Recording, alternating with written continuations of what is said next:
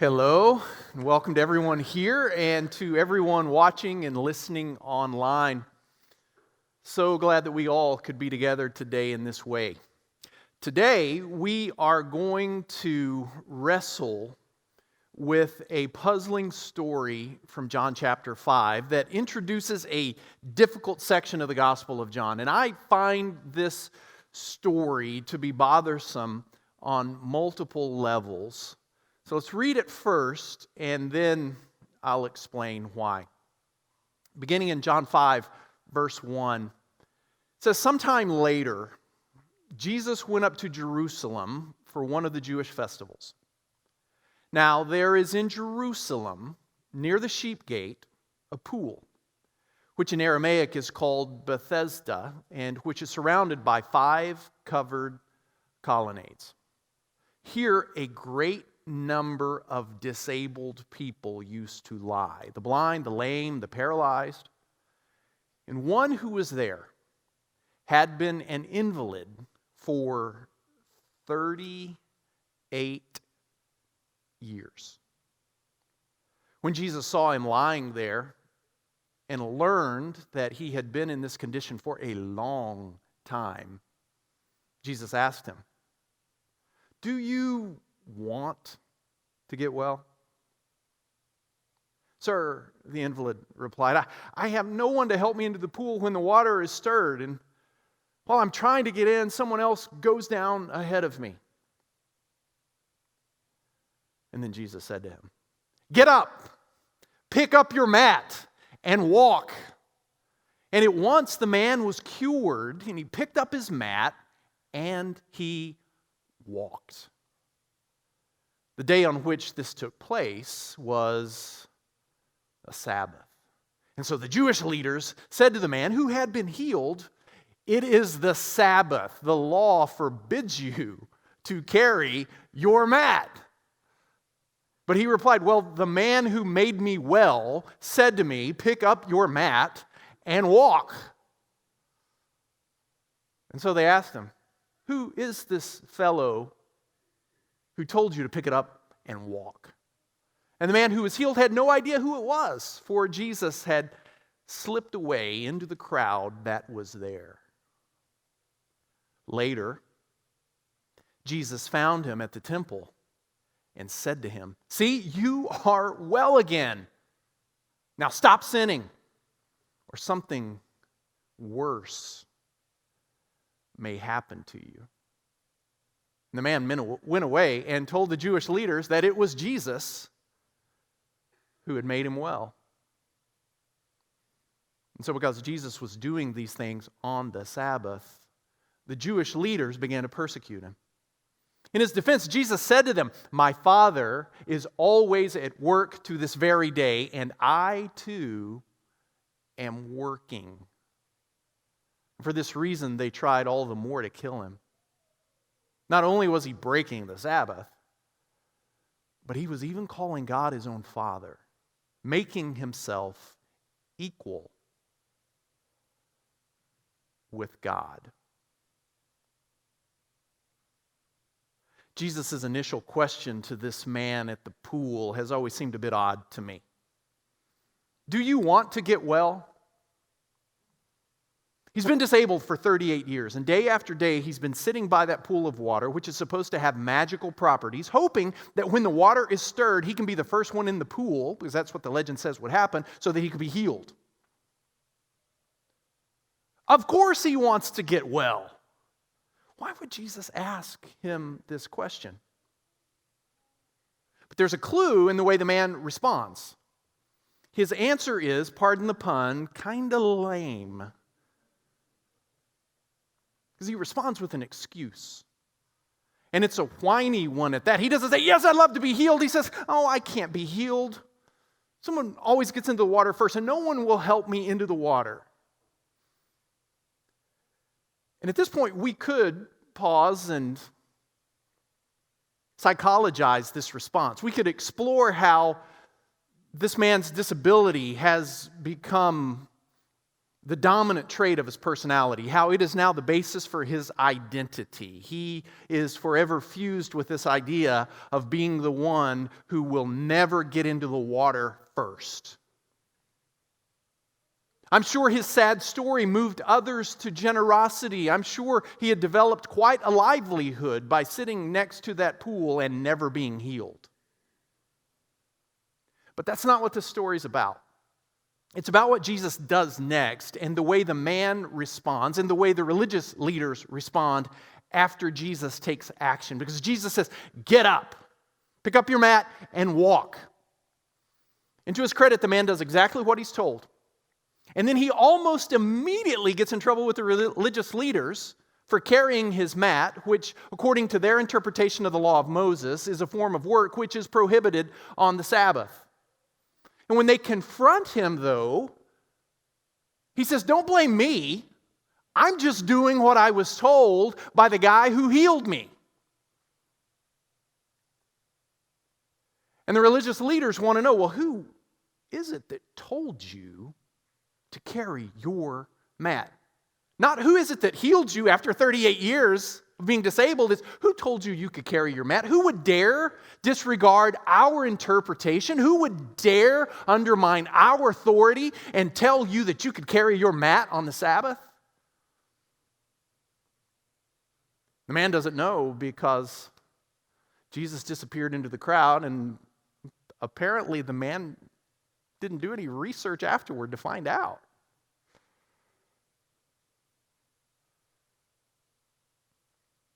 And after this encounter with the religious leaders, Jesus finds the man again in the temple. And he warns him, you better stop sinning or something worse will happen to you.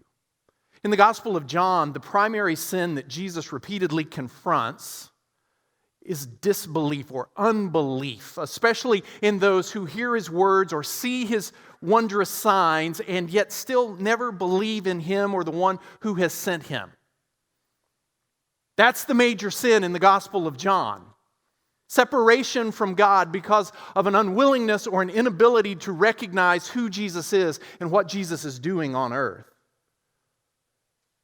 And so Jesus warns this man who he has just healed. He says, you're well now, but something worse could happen to you than getting in trouble with the religious leaders because you're breaking their Sabbath law.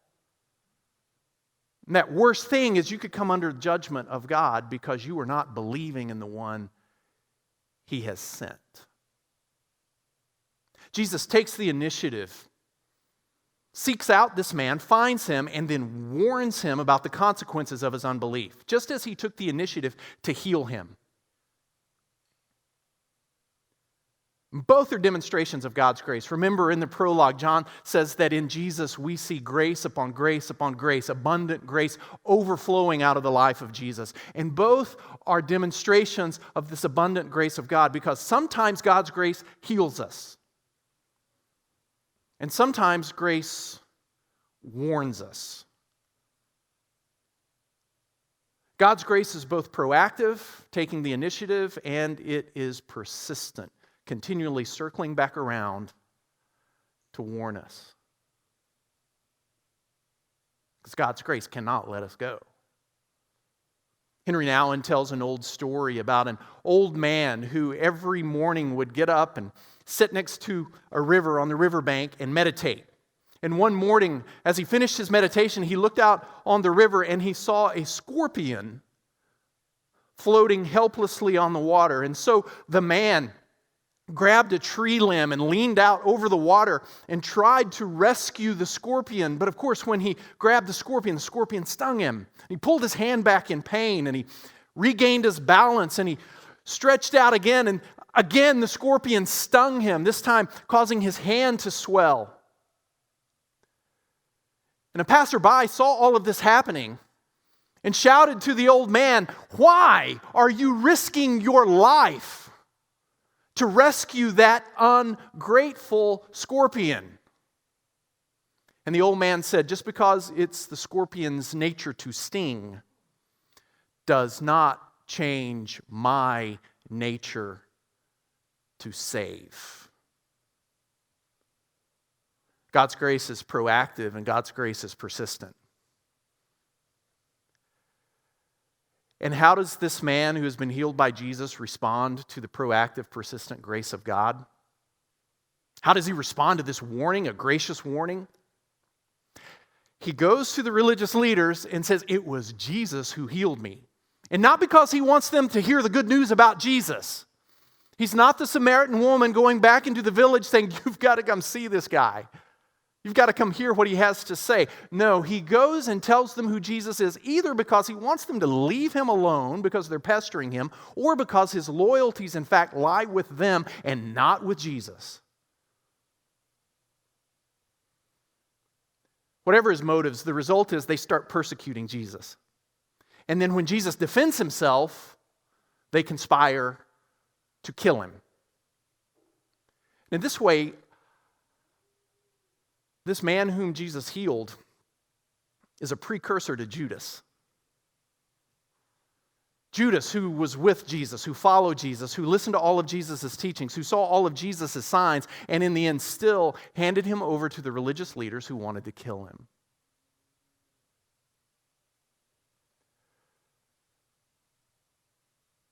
By now, it's obvious I'm not a huge fan of this guy that Jesus heals.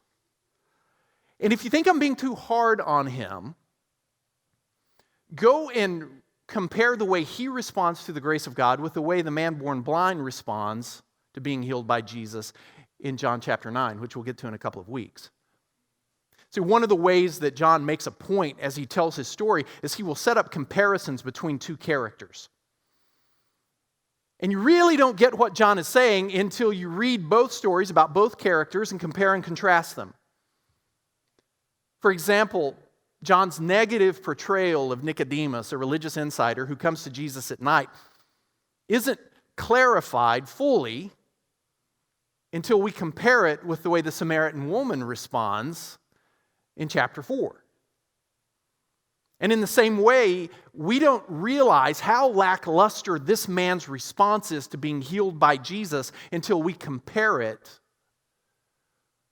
with the way the man born blind responds in John chapter 9.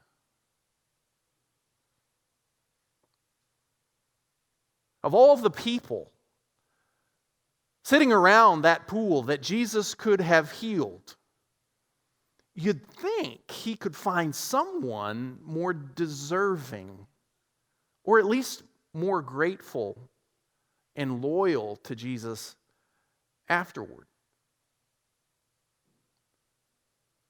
So here I am reading this story. And if I've done my job, made my case, here we are reading this story. I really want us to be on the same team for this one. I'm not going down by myself. Here we are reading this story and standing in judgment of the way this man responds to the grace of God. Which also means we're standing in judgment of the way Jesus wastes this grace on this undeserving, ungrateful man. Is this really the position we want to take in response to this story? Standing in judgment of the way Jesus pours out the grace of God on others? You know who else in the story stands in judgment of Jesus and the way he pours out the grace of God on others? The religious leaders who not only persecute Jesus, but finally decide they want to kill him. I don't like the guy Jesus chose to heal. They don't like when Jesus chose to heal him. And to both of us, Jesus says, "I really don't care what you think. I did not come here to please you. I did not come here to solidify all of your traditional interpretations of the law. I came to show you what God is like. I came to do the will of my Father. I came to do on earth what I see my Father doing in heaven. And what I see is my Father giving life. However, whenever, and to whomever he pleases." And so I'm doing the same. He says in chapter 5, verse 21, "For just as the Father raises the dead and gives them life, even so the Son gives life to whom he is pleased to give it." In other words, Jesus says, "I really don't care what you think. I'm just doing what I see my Father in heaven doing. Back in verse 8, when Jesus tells the man to get up, that word that's translated get up is a form of the word that's translated as raises the dead, or raises in verse 21. It's a resurrection word. And this, like so many other stories in the Gospel of John, is ultimately a resurrection story. Jesus is giving life to this dead man, this man's dead legs, just as his Father gives life to the dead. Jesus is doing what he sees his Father in heaven doing. He's bringing life where there is none. He's speaking words of light into the darkness, speaking words of life into the desolate reality. And Jesus says, I will do it whenever and however and to whomever I please. And then in the second part of chapter 5, if you keep reading through it, what you see is Jesus confronting and denouncing the religious leaders for their sin of unbelief. And it is a harsh critique. And it gets even harsher in chapter 7 and 8. That's why I say this is such a difficult section of the Gospel of John. Jesus is constantly at odds and having a war of words with the religious leaders, especially those in Jerusalem. Much like the man he's just healed, they are seeing Jesus, they are hearing Jesus' words, and yet they refuse to believe. They are blind to the truth about Jesus. Even though Jesus says there are a number of witnesses, like John the Baptist, like all his miraculous signs, like the scriptures themselves, all of them are pointing to Jesus, and the religious leaders cannot see the truth. It says in verse 39 of chapter 5, it says, you study the scriptures diligently. Oh, you know your Bibles.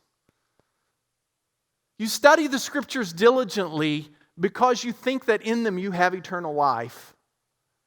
And these are the very scriptures that testify about me, yet you refuse to come to me and have life. Their way of reading the Bible causes them to see only a man carrying his mat on the Sabbath, and completely miss that the man has been healed after 38 years of infirmity, and completely miss the good news behind that about who Jesus is and where he's come from and what he's come to do. All they can see is someone is breaking the rules.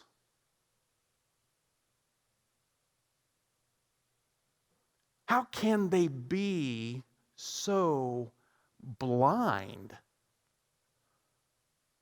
They cannot see Jesus for who he is, even though there is a mountain of evidence and a community of witnesses pointing to him.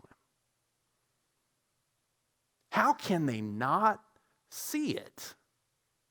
The grace of God is right there in front of them, and they're missing it. So here I am again.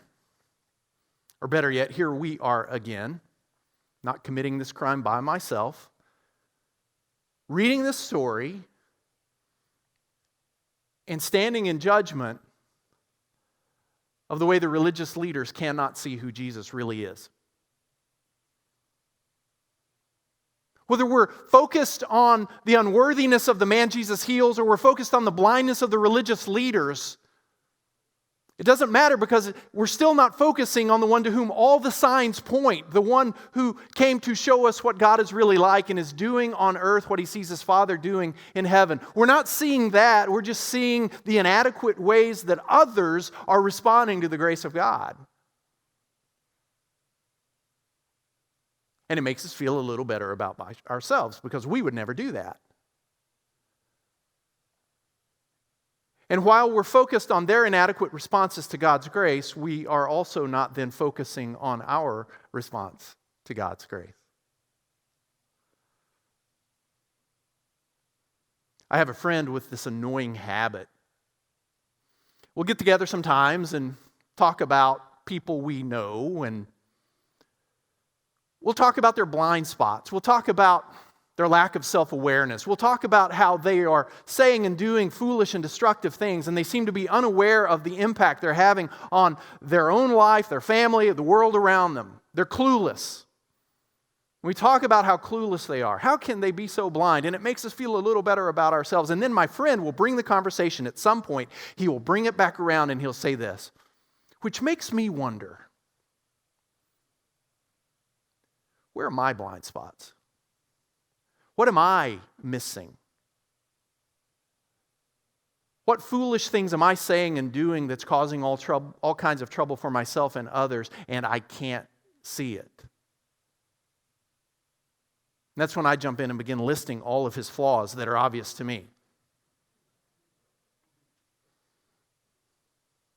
No, it's so much easier to judge this ungrateful man that Jesus heals than it is to consider all the ways we fail to acknowledge and show gratitude for God's grace at work in our lives every day. It is so much easier to shake our heads at the blindness at the religious leaders instead of acknowledging and confessing how easy it is for us to misread and misinterpret and misuse Scripture, which then causes us to miss what God is doing right in front of us.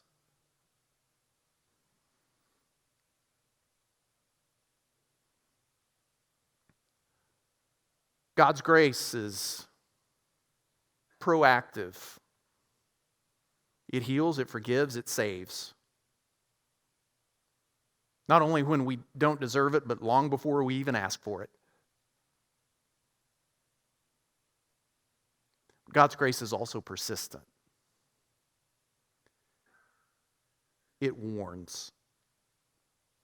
It keeps coming back around and warning us. And maybe for some of us, this story is God's grace in the form of a warning. Warning us that we can read about grace in the Bible, we can talk about it in our sermons and classes, we can sing about it in our songs, we can experience God's grace. We can receive God's grace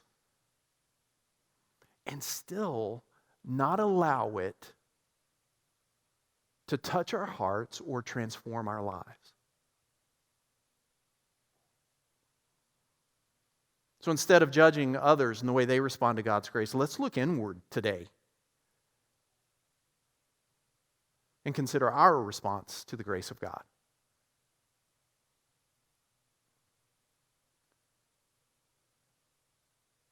May God's proactive and persistent grace move us to pledge our undying allegiance and loyalty to Jesus, the one who gives us life and the one who makes us whole. Let's stand and sing.